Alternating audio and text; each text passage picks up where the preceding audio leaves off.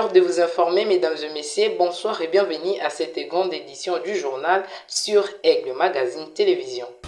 À la ligne de ce journal, Évariste Ndayishimiye, président burundais à Kinshasa, chez le président congolais Félix Tshisekedi Tshilombo, une visite qui s'inscrit dans le cadre des consultations avec son homologue congolais en prélude du sommet du mécanisme régional du suivi de l'accord cadre pour la paix, la sécurité et la coopération pour la République démocratique du Congo.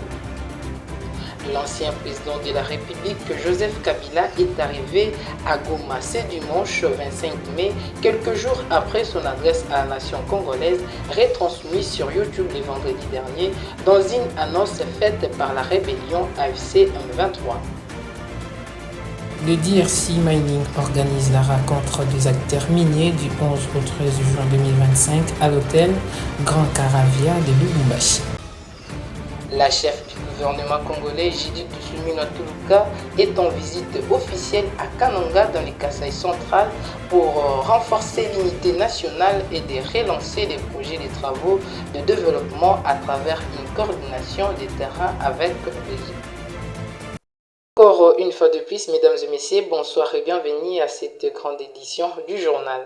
Comme je l'ai annoncé au principal titre, le président de la République du Burundi et président en exercice du mécanisme régional du suivi de l'accord cadre pour la paix, la sécurité et la coopération pour la République démocratique du Congo et dans la région du Grand Lac, prévu ce 28 mai 2025 à Kampala en Ouganda.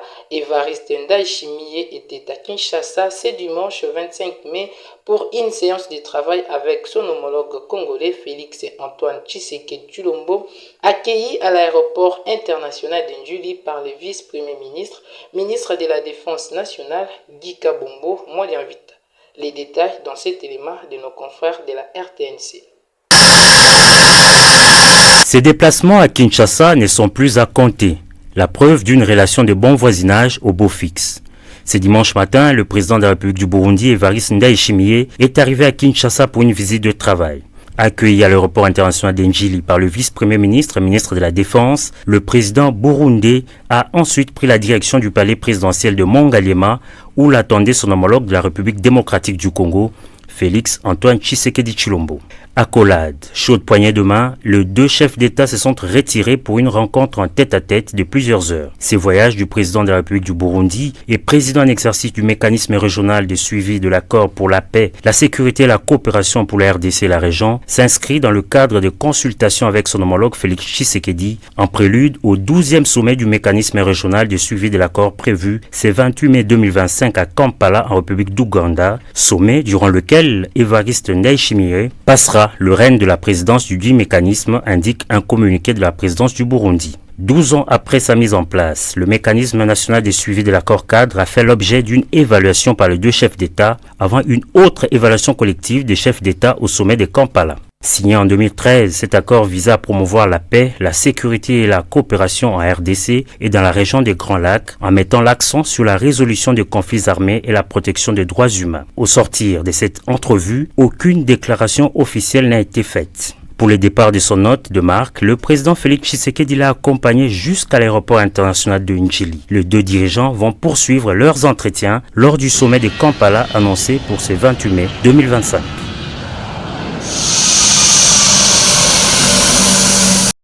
Et puis nous allons prendre ces deux articles écrits par le groupe des presses et de communication. En bref, l'ancien président congolais Joseph Kabila est arrivé dimanche soir à Goma, dans l'est de la République démocratique du Congo, quelques jours seulement après son discours et la levée de ses immunités parlementaires par le Sénat. La nouvelle est confirmée par des cadres de l'AFC M23. Cette levée d'immunité ouvre la voie à des poursuites judiciaires à son encontre. L'ex-président est accusé de complicité avec la rébellion AFC M23. Joseph Kabila avait quitté le pays en décembre 2023. Dans son discours prononcé le vendredi dernier, l'ancien président congolais Joseph Kabila a dénoncé des décisions arbitraires prises par Kinshasa à son encontre. Il avait aussi critiqué les régimes de son successeur, affirmant nettement que la dictature doit prendre fin.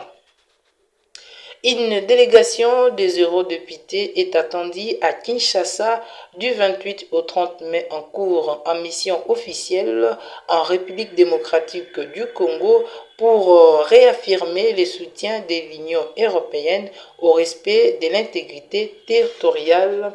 L'objectif de cette mission est de recueillir des informations de première main sur la situation sécuritaire et humanitaire qui prévaut actuellement dans le pays et rappeler le soutien fort de l'Union européenne au respect de l'intégrité territoriale de la République démocratique du Congo. Les députés rencontreront un grand nombre d'interlocuteurs du gouvernement, de l'opposition, de la société civile et des représentants de la communauté internationale. La chef du gouvernement congolais, Judith Suminwa Tuluka, est en visite officielle à Kananga dans le Kasaï central pour renforcer l'unité nationale et de relancer les projets de travaux de la route Kananga-Kalambambouji. Aux côtés du gouverneur Joseph Kamboulou sur place, la première ministre a été guidée par le directeur général de l'agence congolaise des grands travaux, l'ingénieur Nico Nzaounzao. Les détails dans cet élément.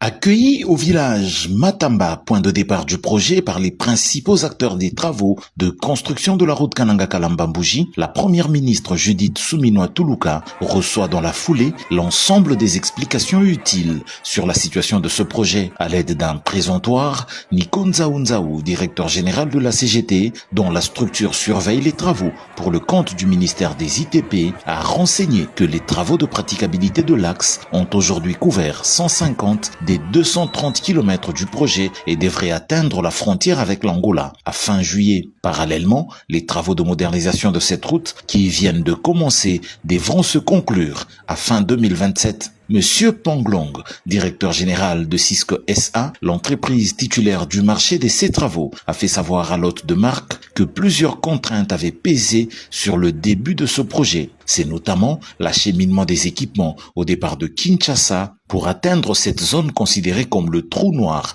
en termes d'infrastructures routières en RDC. La chef du gouvernement a par la suite été amenée au village Chamatengu, au point kilométrique 8, où se trouvent installées les 3 unités qui marquent un tournant décisif dans la vie de ce projet. Il s'agit de la centrale de concassage qui est déjà opérationnelle et qui alimente celle de production de béton qui a permis la mise en œuvre des caniveaux préfabriqués et secoulés sur place. Il y a ici également la centrale de production des enrobés qui est en cours de montage. Poursuivant l'inspection sur la route, Judith Suminwa a assisté à la mise en œuvre des caniveaux qui couvrent déjà un linéaire d'un peu plus de 1000 mètres et qui se poursuivent dans les deux sens. Ces contraintes qui se lèvent peu à peu augurent un avenir radieux au projet, a-t-elle dit à la presse après sa visite des bases vie des entreprises qui exécutent les travaux. Le président de la République a pris des engagements, le gouvernement et tous les services étatiques font de leur mieux pour le faire. C'est vrai qu'on a des contraintes.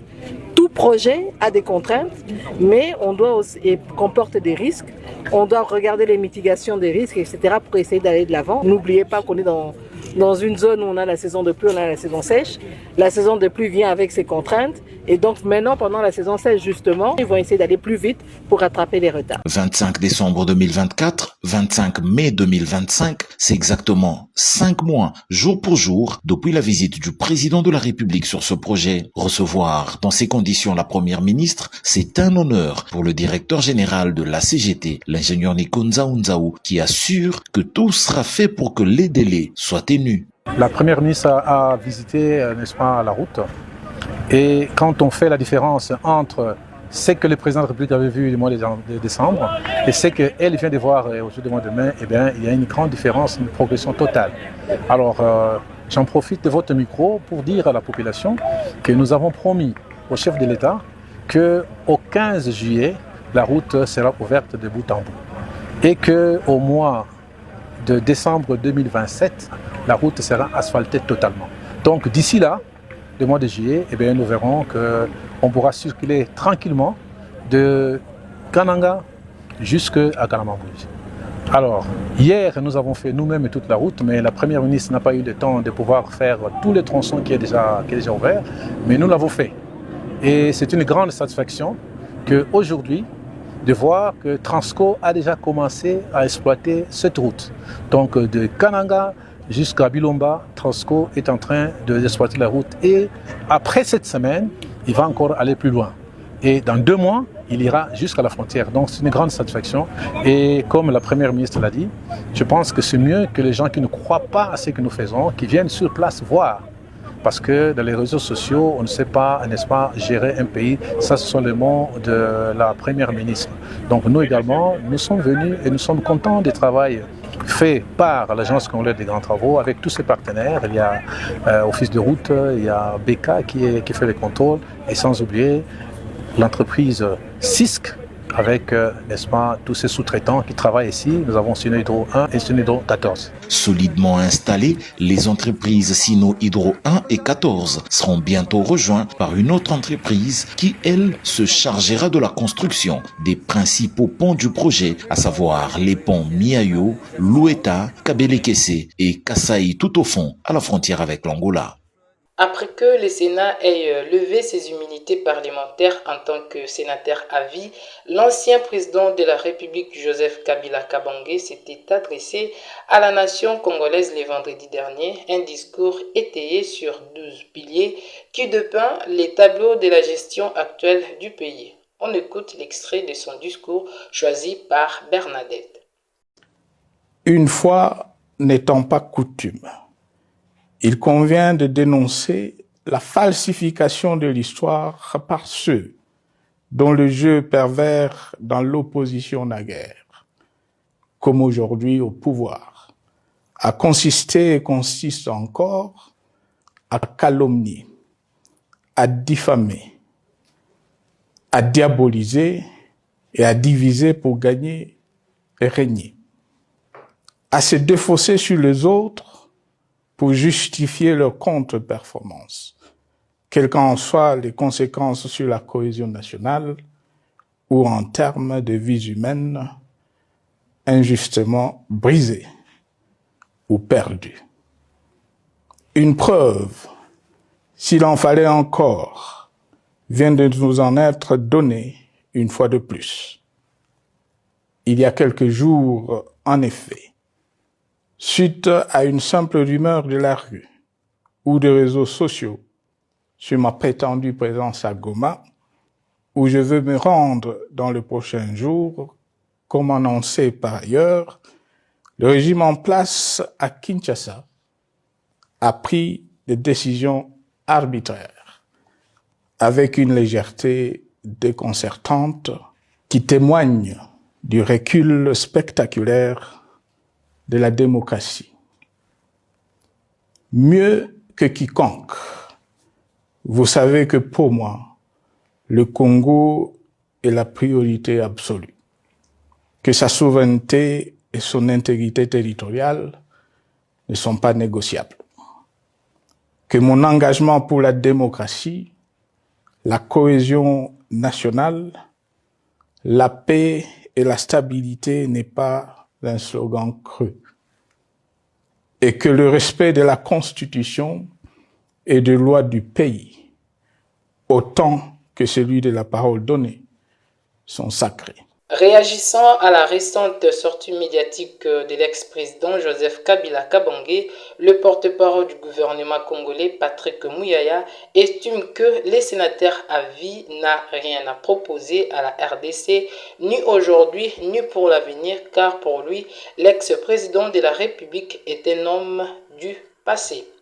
C'était au cours d'un entretien réalisé avec quelques journalistes de la place.